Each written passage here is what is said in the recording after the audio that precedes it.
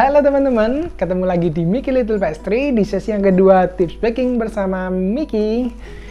Sesuai janjiku kemarin di episode 1, kita hari ini akan membahas kenapa cake. Kalau kemarin kita ngomong bantat ya, hari ini kempes setelah dikeluarkan dari oven. Jadi bentuknya kurang lebih seperti ini. Bagian atasnya dia kempes di tengah, cekung di tengah, terkadang ada juga yang cekung di samping. Kita langsung bahas saja. Biasanya pemicu utama adalah di formula dulu. Formula kenapa? Jadi formula itu ada perbandingan antara telur, bahan kering ini istilahnya tepung, susu bubuk dan kawan-kawan, dan fat atau margarin butter. Kalau biasanya pemicu untuk kempes itu dari tepungnya kurang. Kalau tepung teman-teman terlalu sedikit, ibarat fondasi kita udah bangun, ngembangnya bagus nih. Ngembang bagus kan dari telur ya. Ngembang bagus telur, kemudian setelah dingin dia harus ada fondasi yang menahan, kokoh. Itu kalau fondasi di sini tepung kurang, dia akan kempes. Kempesnya khususnya di bagian tengah. Itu yang pemicu utamanya. Jadi tepungnya kurang satu, atau proteinnya terlalu rendah. Jadi teman-teman ada protein rendah, ada sedang, ada tinggi. Kalau untuk cake biasanya memang protein rendah atau sedang. Tapi ada beberapa resep tertentu itu menggunakan protein tinggi. Memang nggak umum, tapi ada. Jadi kalau misal teman-teman dapat resep yang protein tinggi, pastikan gunakan maksimal turun sampai protein sedang. Sedangkan kalau dapatnya protein sedang, nggak masalah turun ke protein rendah. Seperti itu. Ya. Dari tepung, kemudian kedua dari proses pengocokan telur. Proses pengocokan telur dan penggunaan cake emulsi. Nah, cake emulsi kan teman-teman tahu. Kalau telur, kita ngomong telur sama cake emulsi. Telur itu fungsi pertama, dia bentuk pori-pori yang bikin cake itu mengembang. Jadinya bisa spongy, fluffy, dimakan enak, kembus-kembus gitu ya.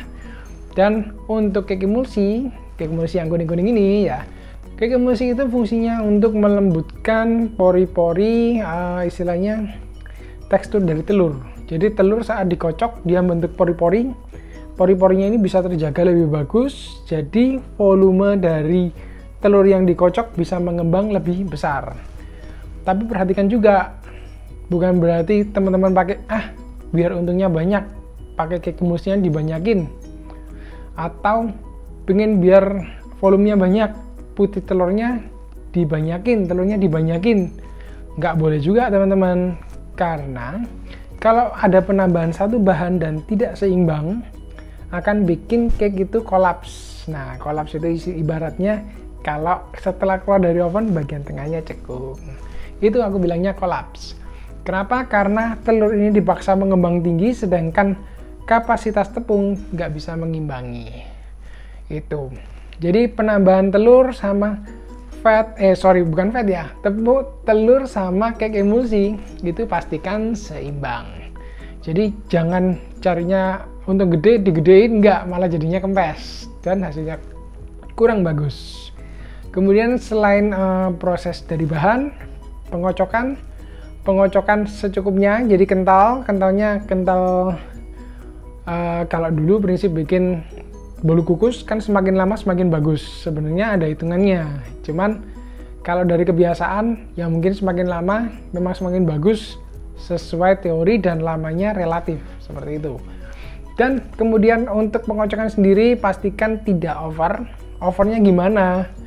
Jadi kalau misal teman-teman kocok adonan ini telur utuh, dia udah kental, udah hampir kaku ya. Kental itu dalam artian teman-teman angkat dari hand mixer atau dengan spatula, itu telurnya masih bisa mengalir. Jangan sampai mengalirnya sampai nggak bisa mengalir. Itu biasanya sih kalau pengalamanku itu udah over. Nanti over efeknya yaitu teman-teman keluarkan dari oven, dia akan kempes karena tepungnya nggak seimbang.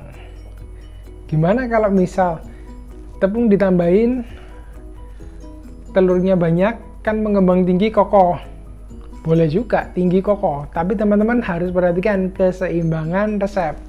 Fat juga harus ditambahin. Kalau teman-teman nggak tambah fat, telur tambah yang bikin pori-pori ya. Kemudian tepungnya tambah, fatnya tetap. Apa yang jadi? Memang kelihatannya bagus kokoh, tapi nanti cake teman-teman makan akan jadi seret karena kekurangan fat. Jadi perhatikan, biarpun menghindari cekung, tapi harus diperhatikan efek-efek lainnya. Itu proses pencampuran. Kemudian yang ketiga, proses oven. Oven ini juga tidak kalah penting. Pastikan saat pengovenan ini suhu pertama harus sesuai atau ideal. Kemudian lama pengovenan juga pastikan dia sampai matang. Sampai matangnya gimana? Kalau cara paling mudah, teman-teman ada kan tusuk sate. Nah, itu setelah waktu, biasanya kalau cake patokan paling aman, kalau cake jadinya tebal kurang lebih 3-4 cm, itu ovennya bisa sekitar 15-20 menit. Sedangkan kalau untuk cake yang tebal bisa sampai 7-8 cm, cake sponge, ini kan karena beda resep, beda loyang, otomatis aku akan ngomongnya secara global. Biar teman-teman nggak bingung, oh katanya Chef Miki, kalau ini resep diameter segini, waktunya pasti segini. Nggak, karena beda-beda ya. Perhatikan nanti hasil pengembangannya. Kalau teman-teman masukkan oven, hasil mengembangnya kurang lebih 3-4 cm, biasanya lama ovennya kurang lebih 15-20 menit. Itu dengan suhu 180. Kemudian oven biasanya oven deck atau oven listrik yang api atas bawah nyala. Itu. Kemudian kalau misal teman-teman bikin cake-nya yang tebel, jadi dikeluarkan satu utuh tebel, bisa sekitar 7 atau 8 cm. Kalau biasanya cake yang utuh ya, itu pastikan waktunya kalau suhunya 180, waktunya dia bisa paling nggak 25-30 menit. Itu tergantung dari ovennya juga. Kalau ovennya api atas bawah, itu yang seperti aku sebutkan barusan. Tapi kalau teman-teman pakai itu oven seperti oven tangkring, itu kan apinya cuma di bawah aja. Teman-teman harus sesuaikan, waktunya pasti lebih lama, pasti ditambahkan. Nah, tahu dari mana waktunya seperti apa? Itu latihan dari kebiasaan. Jadi teman-teman paling gampang ambil tusuk sate, kemudian setelah kalau oven ya seperti aku tadi ada basic minimal, kalau udah 15 menit untuk cake tipis, teman-teman boleh buka oven, tusuk dengan tusuk sate, diangkat, pastikan di bagian ujung ini tidak ada adonan yang lengket atau basah. Kalau ditusuk keluar berasa basah, tapi teman-teman rasakan basahnya itu basah adonan atau basah dari fat atau margarin. Kalau dari margarin itu nggak masalah, berarti sudah matang. Kalau misal teman-teman buru-buru, wah ini nggak dicek, terus nggak terbiasa bikin, dikeluarkan, kempes. Nah, itu salah satu penyebabnya juga. Jadi cake itu belum matang sempurna, karena cake itu pada dasarnya matang itu dari luar. Ibarat ini loyang ya, loyang dari luar dia ke tengah, sampai terakhir paling matang terakhir adalah di tengah. Kenapa? Kita tusuk untuk tahu bagian tengahnya matang atau enggak. Kalau misal kurang oven, dia keluar otomatis yang basah ini akan kempes, jadi tengahnya ciut ya. Terkadang juga kalau muncul, paling sering kan di atas, muncul di samping, itu bisa juga kurang matang dan protein tepungnya terlalu tinggi.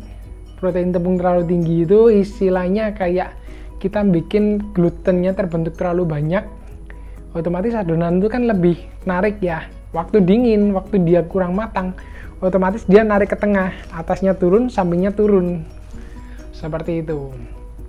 Itu efek kalau ovennya kurang matang sempurna.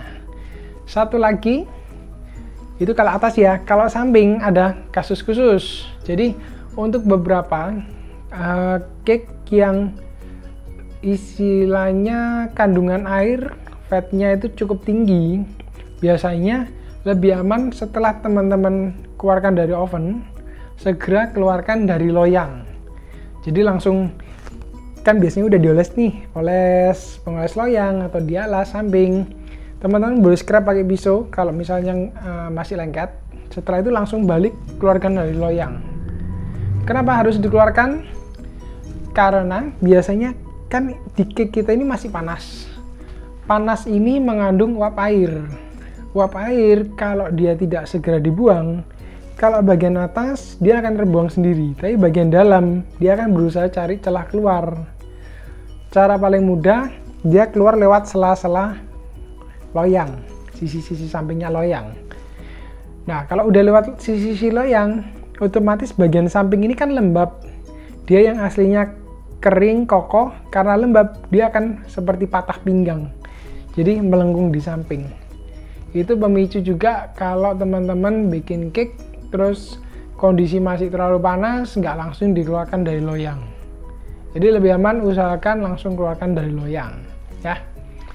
Jadi tipsnya kurang lebih seperti itu. Kenapa cake khususnya cake sponge cake mudah kempes? Pertama, satu dari bahannya komposisi bahan kurang tepat, kurang seimbang. Jadi antara tepung atau fat dan telur perbandingannya nggak seimbang.